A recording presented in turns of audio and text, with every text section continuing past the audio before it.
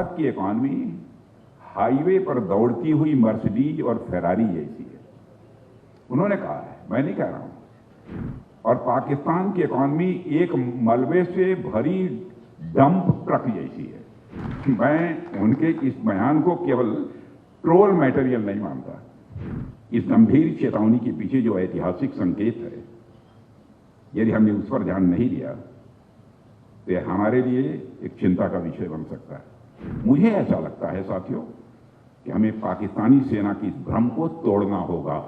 भारत की सोच डेवलपमेंट और पीस ओरिएंटेड है।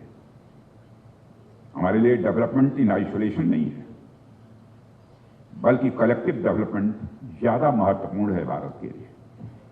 मगर दुनिया में कई देश ऐसे हैं जो इस पॉलिटिकल सोच के साथ नहीं जुड़ पा रहे। उनके लिए डेवलपमेंट प्रॉस्पेरिटी से नहीं बल्कि कॉन्फ्लिक्ट से जुड़ा हुआ मुद्दा है। मैं एक दो बातों को यहां पर रखना चाहूंगा। सबसे पहले मैं उस स्टेटमेंट पर आपका ध्यान आकर्षित करना चाहूंगा जो हाल ही में पाकिस्तान के army chief general Asim Munir ने दिया है। उन्होंने कहा India is a shining Mercedes coming on a highway like Ferrari. India is a shining Mercedes coming on a highway like a Ferrari, but we are a dump truck full of gravel. If the truck hits the car, who is going to be the loser? यानी भारत की economy highway पर दौड़ती हुई Mercedes और Ferrari जैसी है। उन्होंने कहा है, मैं नहीं कह रहा हूं। और पाकिस्तान की इकॉनमी एक मलबे से भरी डंप ट्रक जैसी है। तो अगर दोनों टकराएंगे तो देखिए किसकी क्या हालत होगी।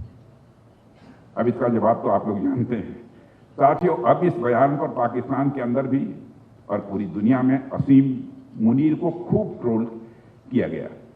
सबने यही कहा कि अगर दो देश एक साथ आजाद हुए और एक देश ने कड़ी मेहनत, सही नीतियों और दूरदृष्टि से फेरारी जैसी अर्थव्यवस्था बनाई और दूसरा अभी भी डंपर की स्थिति में है, तो यह उनकी अपनी नाकामी है। मैं असीम मुनीर के इस बयान को एक कन्फेशन के रूप में मैं मानता हूं, देखता हूं।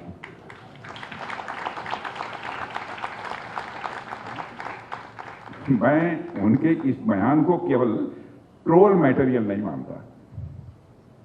हम सब जानते हैं कि पाकिस्तानी स्टेट को कौन रन करता है।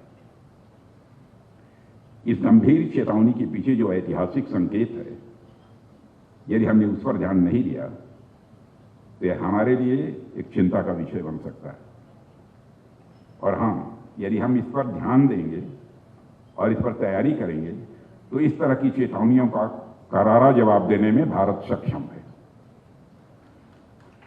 साथियों, पाकिस्तान के सेना प्रमुख ने जाने अनजाने में एक ऐसी कबीलाई और लुटेरी मानसिकता की तरफ इशारा किया है जिसका शिकार पाकिस्तान अपने जन्म से रहा है।